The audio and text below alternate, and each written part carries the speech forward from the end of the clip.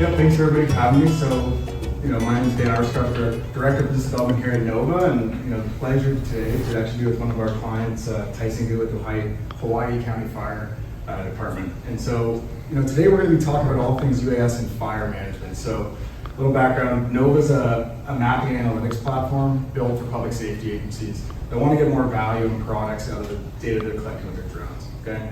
Tyson is the man on the ground, and so it's pretty exciting. They've been managing some fires recently using Nova, and so he's here to talk about a case study that they had just about a month ago. So we're going to kind of cover, more broadly, hey, why are we using UAS in fire management in general? Move into Tyson, I'll give the floor over to him, and I'll talk about that, and I'll leave some time for questions. So Hawai'i Fire Department is a pretty small fire department. We have about 400 career personnel, 4,000 square miles. We do everything from ocean to mountain rescues, everything. UAS has been kind of like an introduction, maybe like 2 years ago. Slowly we're growing, developing. This year has actually been a better year for us, utilizing Nova as a program for strictly wildland. Fire prevention for us, we use these drones in Hawai'i Fire Department. We have 8 drones. 2 of these, Matrice 30Ts, 2 Mavics, 2 splash drones that are water operated, and a little bit smaller drones that we use for fire investigation. We specifically get called out for rescues, fire rescue, search and rescues, and wildland. We're kind of heavy in the wildland sector now with utilizing Nova for 2 years. So why UAS for fire? Recently, so what happens when we have a multi-day fire is usually they have a EOC command center that's in Hilo, where our mayor, our civil defense, all of our chiefs work out of, and they kind of direct on the field operations. And one of us are on the field. Usually we have 2 response vehicles. We'll go in and we'll map the area.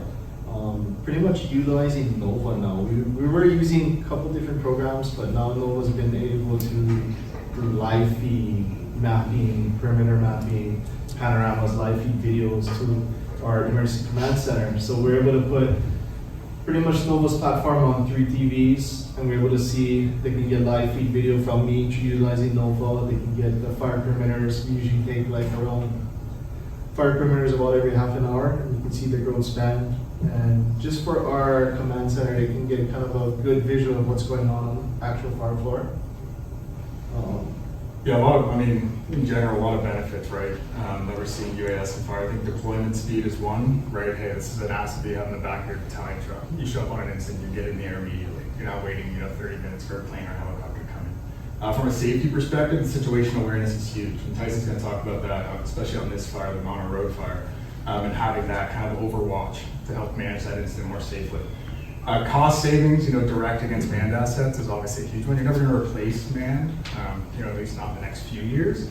But you can get this asset up quick, and then more actually from an operational efficiency standpoint, how quickly can you call this fire out? How can you help it be managed a lot quicker? Moving kind of beyond that, if we think about the full life cycle of an incident, a lot of this data is being used for cause investigation, damage assessment, data points and metrics for grant funding. We saw this heavily on the Palisades fire, actually. We were working with CAL FIRE's UAS modules, and they were scanning about 10,000 acres a day on the Palisades fire using drones. So CAL FIRE's MMA was covering big macro scans. Local UAS teams were covering 5 to 10,000 acres a day doing hotspot detection, but also providing high resolution imagery for damage assessment. So the DINS team, over 10,000 homes burned, we're actually using that high-res information to ensure which properties were burned, notifying people, notifying insurance. And so, the products and the outputs that we're kind of getting from this, Tyson touched on it, right? Up-to-date ground imagery, orthomosaics, hotspot detection, so automated hotspot detection, flying your door over fire, collecting infrared data, and having all the heat be mapped out for you. Up-to-date fire perimeters, tracking the progression of those fires, live stream, and then actually being able to output a product that you can hand to a firefighter at the end of the day. That's kind of the full circle. So let's jump in, and I'll kind of hand it over to you to talk about the brush fire. So this is about a month ago, I think. Mono Road fire. We've been having a bunch of fires. We're actually on a fire right now, but this Mono Road fire, it started about on Thursday afternoon. It was about 10 acres. Started from possibly dirt bikers, but it ran up a hill we call Poo, and the first night they kind of fought the fire. They ended up letting it kind of burn back, kind of mellowed out during the nighttime.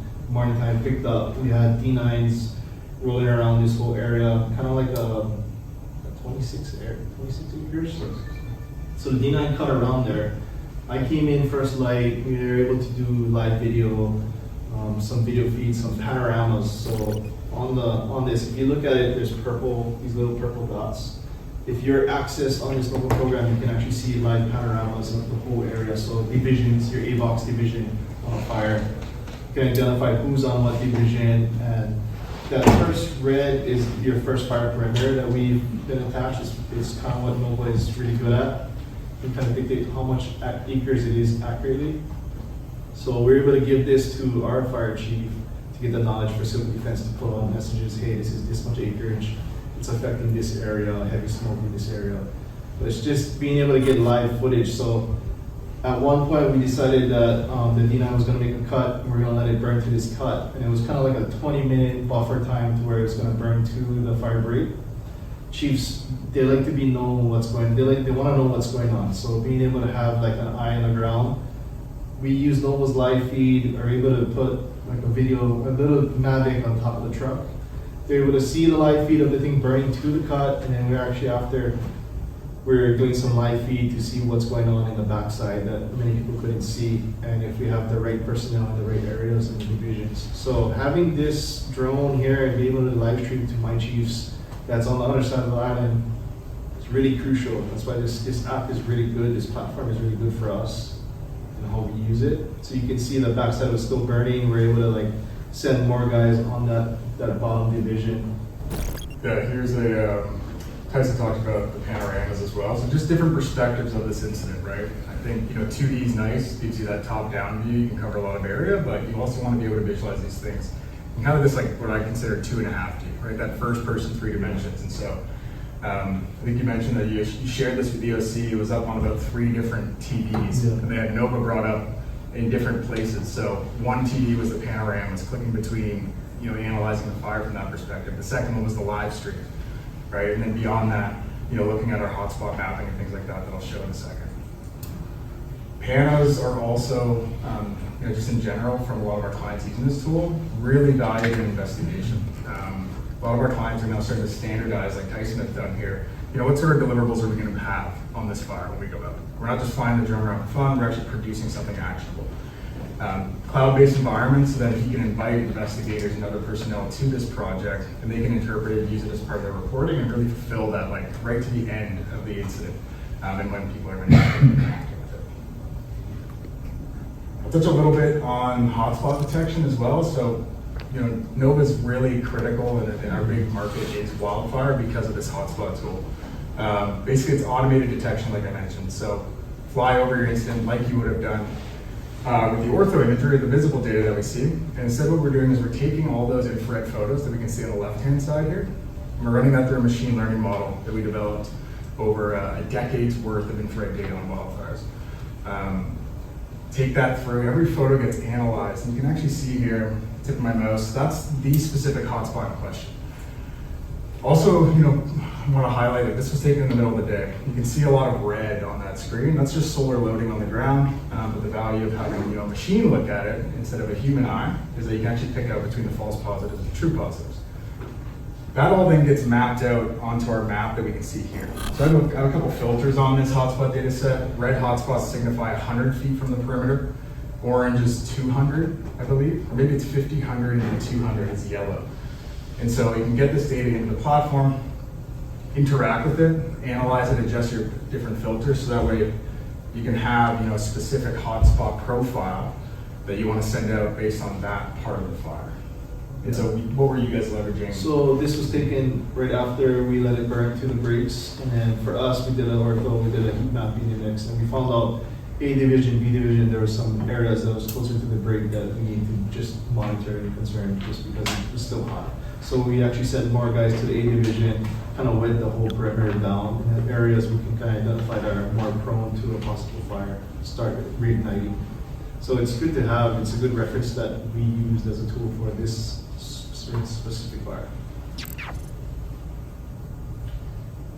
And then all the way through to product delivery, right? So feel free to grab your phone and scan that QR code. It's going to download that PDF to your phone. And so, I think a lot of value, anybody that's in the wildfire space knows that Venza is king in a way. And so, one thing that we really focused on is empowering, guys like Tyson, like you with GIS degree, Tyson? No. No. So it's like, how can we get people that, are in public safety that are starting to leverage drone technology to feel comfortable producing GIS grade products? And I think that's like a big component of, delivering this data. Because it doesn't matter if I can have it on some fancy screen and only EOC. It's also about the firefighter on the ground. Our two co-founders are actually in the room today, and they started off as mop-up experts with BC Wildfire a decade ago.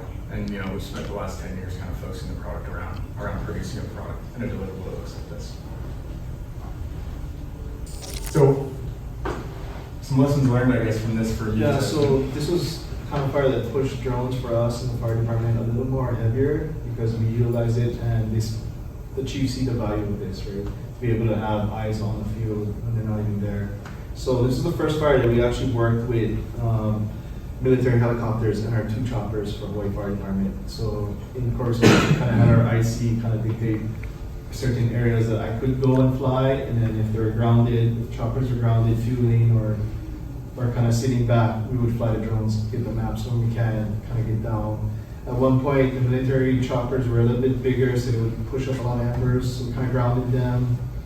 We were able to do it in between routes of the chopper 1 and chopper 2 for our Hawai'i Fire Department. Kind of get the mapping, get the information that we can deliver to EOC. This was a good one because it kind of was in an era where there was no service, and we had a hotspot in my truck that could actually download the data and everything to the EOC. So my chief from Hilo was making decisions to the IC there, and the IC couldn't see anything, but he didn't have service at this Monterey Road area. It's kind of fun to see.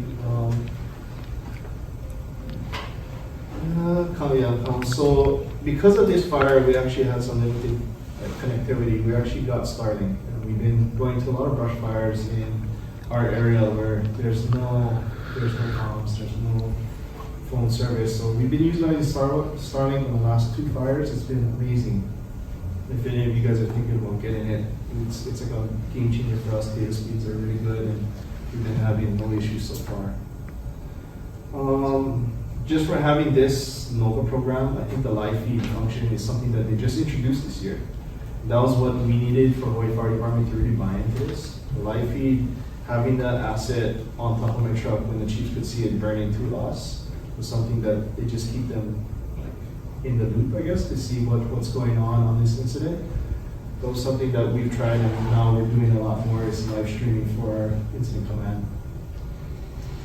Just having the tools on this program, for me as an end user, it's good for the fire perimeters, the mapping. If you guys are interested in using this program, I'd recommend it. It's something that we use on our fires lately, and it's been really good. We've been having really good feedback with our chiefs and our incident commanders. Kind of moving, I guess, beyond, we're talking about drone data here, and just talking to the guys at Bridger this morning about this as well, but this idea of sensor fusion, right? Aerial data is kind of all spread out in these places, and I think that what we really see is a combination of UAS command assets starting to come together, standardizing these deliverables, right? If you kind of think about, something like NOVA really provide like a micro perspective of fire. Yeah, you can cover a big area, but it's like individual hotspot detection versus large scale, CAL FIRE can, or an MMA can fly over an incident and take it in 500 photos. And so, one thing that we're also working on is, how do we integrate this man data into the platform so it's a central location for all aerial assets. So some of you might recognize this fire. It's the Franklin fire in Malibu. This was November of last year, I believe, maybe early December. And this is actually some of CAL FIRE's MMA data over that fire one of those days.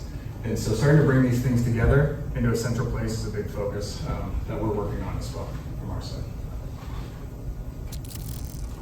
All in all, improving safety, improving operational efficiency, trying to call fires out with confidence.